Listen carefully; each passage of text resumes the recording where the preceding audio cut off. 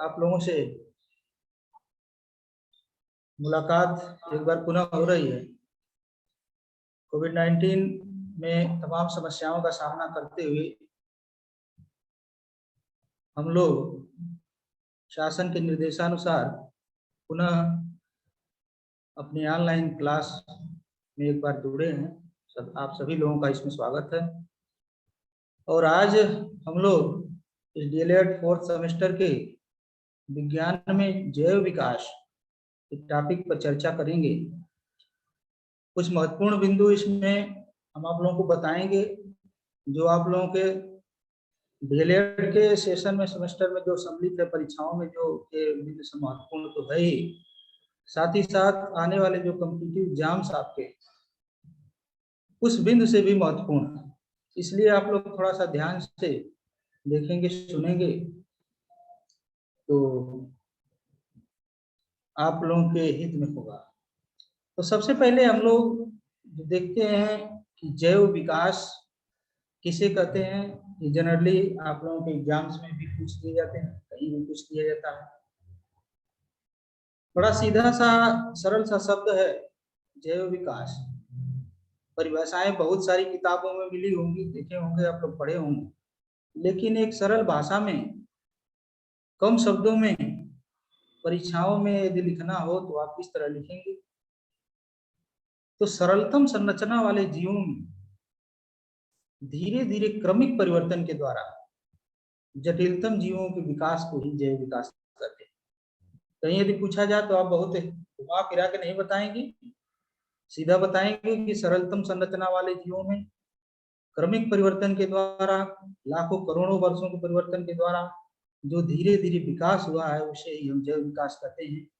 Screen पर एक चित्र आप लोग देख पा रहे होंगे, इसमें कुछ दिखाए गए हैं जैसे कार्डेट्स एंड टेट्रापोड्स, एम्फीबियंस हैं, मैमल्स, प्राइमेट्स, होमोनिड्स, इसके बाद होमोनिड्स बिफोर होमो इरेक्टस, फिर लास्ट में होमो इरेक्टस मानव जैसे। इससे भी पहले अगर फिश से भी पहले हम जाएं तो जैसा कि आप लोग जानते भी होंगे, बताया जाता है कि समुद्री जल में सबसे पहले हमारे जो यूनिसेलुलर ऑर्गेनिज्म है काई, वहां से जीवन की उत्पत्ति हुई और क्रमिक विकास के दौरान धीरे धीरे जो है विकास आगे बढ़ा। तो इस तरह से इसे हम जैव विकास कहेंगे। अब जैव विकास में जीवों में जो विविधता और समानता पाई उस पर हम लोग चर्चा करेंगे कि इस विकास की कड़ी के दौरान कुछ ऐसी सिमिलरिटीज, कुछ डिफरेंसेस जीवों में मिलते गए। जो आगे के जीव थे या जो पीछे के जीव थे, कुछ विविधताएं कुछ समानताएं दोनों में मैच की, जिससे हमें जान पाया कि निश्चित रूप से पिछले जीव से ही अगले जीव की उत्पत्ति हुई। तो कुछ संरचनात्मक समानताएं, स्ट्रक्चरल सिमिलरिटीज को देखते हैं। आप सब लोग जानते होंगे कि जो जीव का शरीर बना होता है परमाणु और अणुओं से बना होता है और उसमें जीव द्रव्य पाया जाता है। और इसकी उपस्थिति ये बताती है कि निश्चित रूप से ये सभी जीव जो अणु और परमाणु से बने हैं, जिसमें जीव द्रव्य पाया जाता है, कहीं न कहीं इनकी उत्पत्ति ओरिजिन एक जगह से ही हुई। सभी जीवों में सेल्स पाई जाती है, कोशिका पाई जाती है, चाहे वो यूनिसेलुलर ऑर्गेनिज्म हो, एक सेल्स पाई जाती है, मल्टी सेलुलर ऑर्गेनिज्म में कई सेल्स पाई जाती है। तो कहीं न कहीं ये भी इंडिकेट करती है कि कोशिका से बने हुए जीवों में इनकी उत्पत्ति एक समान हुई हो। साथ ही साथ जो जटिल जीव हैं, मल्टी सेलुलर ऑर्गेनिज्म हैं, बड़े एडवांस जीव हैं, उनमें जो वो शरीर का उनके निर्माण होता है, ऊतक तंत्र, अंग तंत्र एवं शरीर का निर्माण फिर होता है। तो इस तरह से संरचनात्मक समानताएं पाई जाती हैं कि यूनिसेलुलर यानी एक कोशिकीय जीव में भी सेल्स पाई गई, जीव द्रव्य पाया गया, और वही चीजें जो हायर एडवांस एनिमल में उनमें भी पाई गई। जैव प्रक्रियाओं में कुछ समानता पाई जाती है, जीवन की जो लाइफ प्रोसेसेस हैं उनमें भी सिमिलरिटी पाई जाती है। जैसे ऊर्जा का स्थानांतरण, एनर्जी ट्रांसफर, ऊर्जा का स्थानांतरण भी समान होता है। जिस प्रकार से हायर ऑर्गेनिज्म में एनर्जी स्टेप बाय स्टेप स्थानांतरित होती है, उसी तरह से सूक्ष्म जीवों में भी क्रिया होती है। प्रोटीन संश्लेषण की जो मैकेनिज्म ऑफ प्रोटीन सिंथेसिस होती है वो भी लगभग समान पाई जाती है। इस तरह से हम देखते हैं कि जीवों में कुछ संरचनात्मक और जैविक प्रक्रियाओं में समानता पाई जाती है। यदि आपसे पूछा जाता है कि जीवों में संरचनात्मक समानताएं क्या होती हैं और जैविक समानताएं क्या होती हैं, तो निश्चित रूप से आप जीव द्रव्य, शरीर की कोशिकाएं, ऊतक, ऊतक तंत्र और जैविक प्रक्रिया में ऊर्जा स्थानांतरण, आनुवंशिक जेनेटिक सिग्नल्स जो हमारे डीएनए या आरएनए पाए जाते हैं, या प्रोटीन सिंथेसिस की प्रोसेस होती है, इसकी चर्चा आप करें। जैव विकास की जो मौलिक परिकल्पना है, बेसिक आइडियाज ऑफ ऑर्गेनिक कल्पना हम लोग करते हैं विकास कैसे हुआ होगा, तो आप लोग जानते हैं change is the law of nature, परिवर्तन प्रकृति का नियम होता है और ये परिवर्तन जो होते हैं यही विकास को जन्म देते हैं। कभी भी पृथ्वी पर माइनर या मेजर जो भी परिवर्तन हुए, कहीं न कहीं एक विकास को जन्म देते हैं। ओपरिनवाद के अनुसार जो है, ओपरिन एक साइंटिस्ट थे, सरलतम से जटिलतम जीवों का विकास हुआ है। और कैसे हुआ? इसी change is the law of nature के द्वारा, प्रकृति में परिवर्तन के द्वारा हुआ, जो करोड़ों वर्षों में संभव हो पाया। वो तमाम इन्वर्टिब्रेट से, जो हमारे इन्वर्टिब्रेट के ग्रुप में आते हैं, प्रोटोजोआ से लेकर के मैमल्स, इकाइनोडर्मेट तक, फिशेज हैं, एम्फीबिया हैं, रेप्टाइल्स हैं, बर्ड्स हैं, मैमल्स हैं, ये सभी जो है सरलतम से जटिलतम तक प्राकृतिक परिवर्तन के द्वारा ही हुआ है। तो ये अगर ओपरिनवाद को पूछा जाए आपसे कि ओपरिनवाद क्या है, ओपरिन के अनुसार जैव विकास की मौलिक परिकल्पना क्या है, तो निश्चित रूप से आप बताएंगे कि सरलतम से जटिलतम जीवों का जो विकास हुआ करोड़ों वर्षों के परिवर्तन के परिणाम स्वरूप, इसे ही हम ओपरिनवाद कहते हैं। जैव विकास के समर्थन में कुछ प्रमाण दिए गए हैं, जिसके आधार पर हम कहते हैं कि जैव विकास हुआ है। क्योंकि साइंस है, ये प्रमाण मांगती है, बिना प्रमाण के हम कह नहीं सकते कि ये चीज सत्य है। लेमार्क, डार्विन, बैलेस, ह्यूगो द्वारा दिए गए कुछ विभिन्न प्रमाण हैं, जैसे वर्गीकरण से प्रमाण मिले, क्लासिफिकेशन जो एनिमल्स के गए उसके द्वारा कुछ एविडेंसेस मिले, जिसे प्रूव हुआ कि नहीं जैव विकास हुआ है। तुलनात्मक संरचना, पूर्वजता, जो उनके पूर्वज पाए गए, भौगोलिक वितरण, जेनेटिक्स हो, चाहे जीवाश्म विज्ञान हो, रक्षात्मक एकरूपता हो, तमाम प्रकार के एविडेंसेस मिले, जिसके आधार पर ये प्रूव हुआ कि जैव विकास हुआ है। इसमें से कुछ प्रमाण को जो महत्वपूर्ण है देखेंगे, जिनको जनरली आप लोगों के परीक्षाओं में भी पूछे जाते हैं, कॉम्पिटिटिव एग्जाम में भी पूछे जाते हैं। हमेशा चीजें कंफ्यूजिबल भी होती हैं, तो इसे आप निश्चित रूप से स्पष्ट कर लेंगे। जीवों की तुलनात्मक संरचना से प्रमाण, एविडेंसेस फ्रॉम कंपैरेटिव मॉर्फोलॉजी, समजातता तथा समजात अंग, होमोलॉजी एंड होमोलॉगस ऑर्गन अक्सर पूछे जाते हैं कि what is the homologous organ, या समजात अंग क्या होते हैं। सर रिचर्ड ओवेन एक साइंटिस्ट थे, 1843 ईस्वी में, उन्होंने बताया कि कुछ जीवों के जो अंग होते हैं तो रचना एवं उद्भव में समान होते हैं, किंतु अलग अलग कार्य के लिए अनुकूलित होते हैं। ऐसे अंगों को समजात अंग कहते हैं, और इनकी जो समानता होती है उसे ही समजातता कहते हैं। आप स्पष्ट रूप से देखे होंगे, मनुष्य हो, चीता हो, मछली हो, पक्षी हो, मेढक हो, इनके अगले पैर को ध्यान से देखें। रचना एवं उत्पत्ति में तो ठीक है कि अग्रपाद इनके हैं, इनके भी अगले पक्षी के भी अगले पैर हैं, मानव के भी अगले हैं, चीता के भी अगला पैर है, मेढक का भी अगला है, लेकिन इनके जो कार्य हैं वो अलग अलग है। पक्षी अपने अग्रपाद से उड़ने का काम करती है, मानव अपने अग्रपाद से खाना खाता है। वही चीता की बात कर ली जाए, शेर की, तो उस पर दौड़ता है बड़ी तेजी से, छिपकली अपने अगले पैर से चिपक के चलती है। तो इस तरह से रचना एवं उद्भव उनका जरूर समान हो गया, लेकिन उनका कार्य जो है बट गया, अलग अलग कार्य सब करते हैं, है अगला ही पैर, लेकिन कार्य उनका अलग अलग हो गया।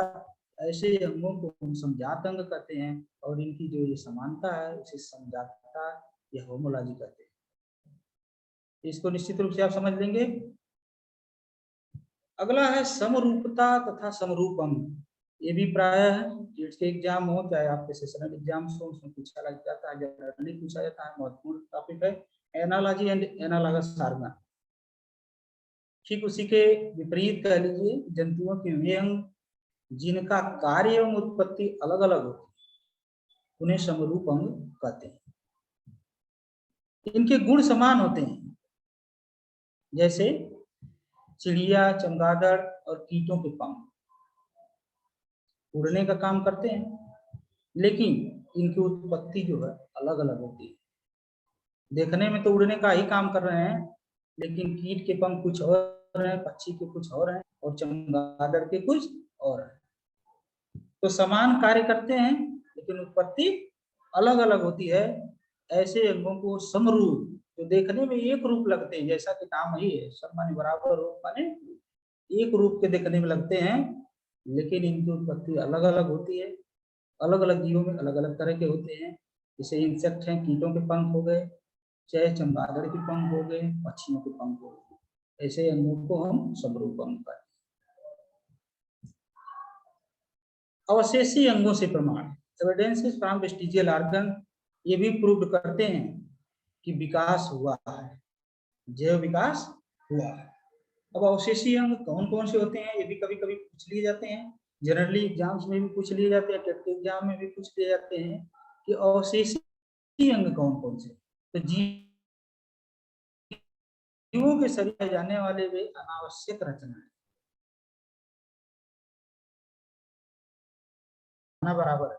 यदि ये न भी रहे तो हमें किसी प्रकार की कोई परेशानी नहीं होगी। ये कई हमारे पूर्वजों में थे और उनके कुछ एविडेंस, कुछ प्रमाण हमारे अंदर रह गए, जो कि अवशेषी अंग के रूप में विद्यमान।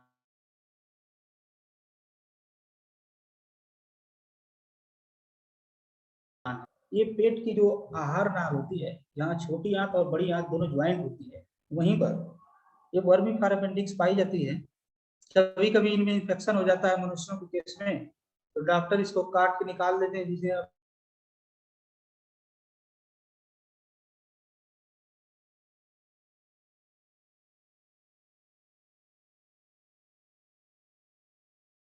उसका पाचन होता है इसमें, उनमें ये काम आती है। तो चूंकि वो हमारे पूर्वज हैं, उनमें ये फंक्शन में है, हमारे में नॉन फंक्शनल रूप में पड़ी है। निमेषक पटल, न्यूक्लियेटिंग मेम्ब्रेन, जो आंख में, आंख के ठीक चारों तरफ देखेंगे एक लाल कलर की पट्टी हल्की सी दिखाई देती है, इसका भी कोई काम नहीं है, ये अवशेषी अंग के रूप में है। एक पूंछ जो हमारी रीढ़ की हड्डी है, रीढ़ की हड्डी के लास्ट में एक छोटी सी पूंछ होती है, टेल, वो भी अवशेषी अंग के रूप में है। उसका कोई कार्य नहीं शरीर में है, ये हमारे पूर्वजों में थी। इस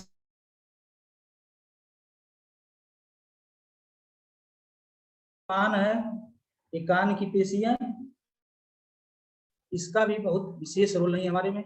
जो चौपाई जंतु हैं उनमें कुछ रोल इनका पाया जाता है, वो उनमें एंटीना का काम करते हैं। जैसे दूसरे जानवर जब आवाज लगाते हैं, ये कहीं से किसी जानवर की आवाज आती है तो वो अपने कान को इस तरह घुमाते हैं, ऐसे घुमा के एंटीना की तरह से का आवाज को कैच करते हैं। तो वहां उनके में कुछ रोल है, लेकिन हमारे में इसका विशेष रोल नहीं। नेक्स्ट है अकल दाढ़, विजडम टीथ। ये लगभग 20-22 साल की उम्र के बाद निकलते हैं, लास्ट में एक दांत निकलते हैं, बड़े परेशान करते हैं, दर्द भी होती है। इनको कहते हैं बुद्धि दंत, विजडम टीथ।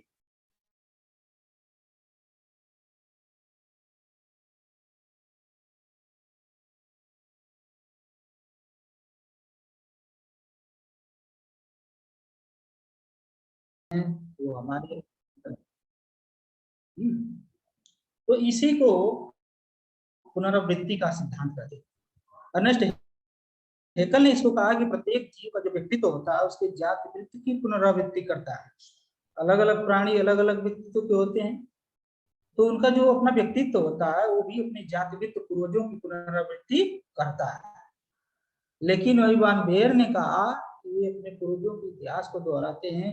कुछ संरचनाएं जो होती हैं वो भ्रूणावस्था में पाई जाती है। ये दोनों में डिफरेंस है, वान बेयर और अर्नेस्ट हेकल। यहाँ व्यक्तित्व की बात इन्होंने कहा, जीव व्यक्तित्व, जो जीव का जो पूर्व व्यक्तित्व होता है वो आने वाले जीव में पाया जाता है। और उन्होंने कहा कि कुछ संरचनाएं जो होती हैं अपने पूर्वजों की, वो भ्रूणावस्था में पाई जाती हैं। इसी को हम पुनरावृत्ति का सिद्धांत कहते हैं। संयोजी कड़ियों से कुछ प्रमाण मिले, एविडेंसेस प्राप्त, कनेक्टिव लिंक बहुत ही महत्वपूर्ण है। जनरली ये भी एग्जाम में पूछ लिए जाते हैं, टेट के एग्जाम्स में भी पूछ लिए जाते हैं, आपके सेशनल एग्जाम में भी। तो कनेक्टिंग लिंक होती क्या है? दो वर्ग के जीवों की जातियों के बीच सेतु बनाने वाले जीवों को संयोजी कड़ियां वाले जीव कहते हैं। जैसे वायरस से सब लोग भली भांति परिचित होंगे। कोविड-19 के दौर में और अच्छी तरह से वायरस से परिचित हो गए, सब लोग जानने लगे कि वायरस कुछ होता है। अब लोग पहले से भी जानकारी होगी कि वायरस को सजीव और निर्जीव के बीच की कड़ी कहते हैं। ये जब तक किसी जीव शरीर के अंदर प्रवेश नहीं कर जाता है तब तक ये निर्जीव रहता है, और जैसे किसी जीवित कोशिका के अंदर जाता है, मल्टीप्लिकेशन शुरू कर देता है और इसे हम सजीव कहने लगते हैं। तो सजीव और निर्जीव के बीच की कड़ी, connecting link between the living and non living being, विषाणु वायरस। यूग्लिना, यूग्लिना एक प्रकार का यूनिसेलुलर प्रोटोजोआ है जो प्लांट्स और एनिमल के बीच कनेक्टिंग लिंक, बहुत सारे करेक्टर इसे शो करते हैं जो पादप में होते हैं, और बहुत सारे ऐसे करेक्टर हैं जो जंतु में, जो दोनों यूग्लिना के अंदर पाए जाते हैं, इसलिए इसको पादप और जंतु के बीच की कहते हैं। उसी तरह से एक जीव प्रोटिलोस्पंजिया है, प्रोटोजो और पोरीफेरा, ये भी एक संघ के जीव है। पोरीफेरा जो पोरस जीव होते हैं जिनके शरीर में पोर्स पाए जाते हैं, प्रोटोजोआ यूनिसेलुलर, दोनों के गुण प्रोटिलोस्पंजिया में पाए जाते हैं, इसलिए प्रोटोजोआ और पोरीफेरा के बीच कनेक्टिंग लिंक्स कहते हैं। पेरिपेटस एक जीव होता है, उसके शरीर खंड में बटे होते हैं एनिलिड्स की तरह से, लेकिन वो आर्थ्रोपोड के भी ज्वाइंटेड होते हैं, इसलिए उसे आर्थ्रोपोडा का भी उसमें लक्षण पाया जाता है। हम बताएंगे इसको, थर्ड सेमेस्टर में शायद रहा हुआ है आर्थ्रोपोडा, इसके डिटेल जो है मीडिया की, सकता है मौका मिला हो या आप लोग पढ़े हों। तो जो लक्षण दोनों में, दोनों के लक्षण पेरिपेटस में पाए गए, इसलिए एनिलिडा और आर्थ्रोपोडा के बीच की कनेक्टिंग लिंक करते हैं।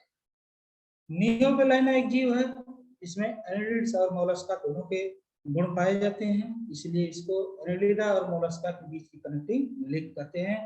आर्कियोप्टेरिस को सब लोग भली बात जानते होंगे, तमाम प्रकार के जीवाश्मों पर एवोल्यूशन में इसकी चर्चा की जाती है, जनरली चर्चा की जाती है, और इसमें रेप्टाइल्स और पक्षियों के गुण पाए जाते हैं। एकिडना एक जीव है, उसमें भी रेप्टाइल्स और स्तनधारी के गुण पाए जाते हैं, इसलिए इसको रेप्टाइल्स और स्तनधारियों के बीच की कनेक्टिंग लिंक कहते हैं। तो ये विभिन्न प्रकार के संयोजी कड़ियां हैं जो ये प्रमाण देती हैं कि एवोल्यूशन हुआ है, एवोल्यूशन में क्रमशः पिछले जीवों से ही अगले जीवों की उत्पत्ति हुई है। तो इस तरह से हम लोग जैव विकास